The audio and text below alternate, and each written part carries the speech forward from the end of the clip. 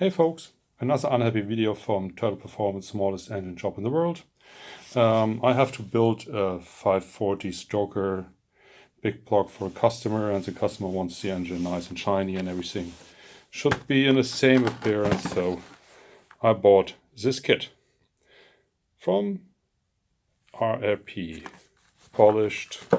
It says it's for a big block Chevy. Also they're big block Chevy. So there's no word about any year or something that could be. And it's all shiny, it's stainless steel. So open it up.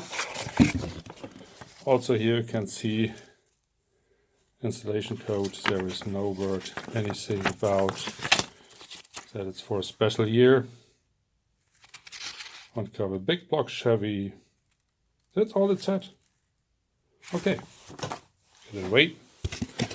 So this is a nice and shiny set. All that. And I need to be honest, I opened the second set already. This here says front cover. This says valve cover. Okay, you can see. I opened another set already. So you see, I have two sets, two engines. So you see, this is the valve cover bolt. See it? Same, with a washer.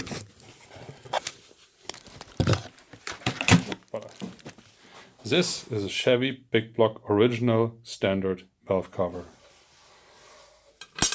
Put it in. This is the length without washer. So with the washer, I'm here. So what the fuck? Why they don't make it a few parts of an inch longer? And this is the same bolt I have for the front cover. See? Same bolt. Now let me get the front cover. This is the original front cover from the Chevy, painted. Put it in. So, where it is. ARP, you take so much money for these kits. So much money. They cost over $130 for a few bolts. Why the hell can't you make the bolts a little bit longer so they fit what you promise? Or write on the box, this box is not for a General 5 Gen 6 big block with aluminum valve cover or aluminum. Just put in 10 bolts more. It won't break your neck.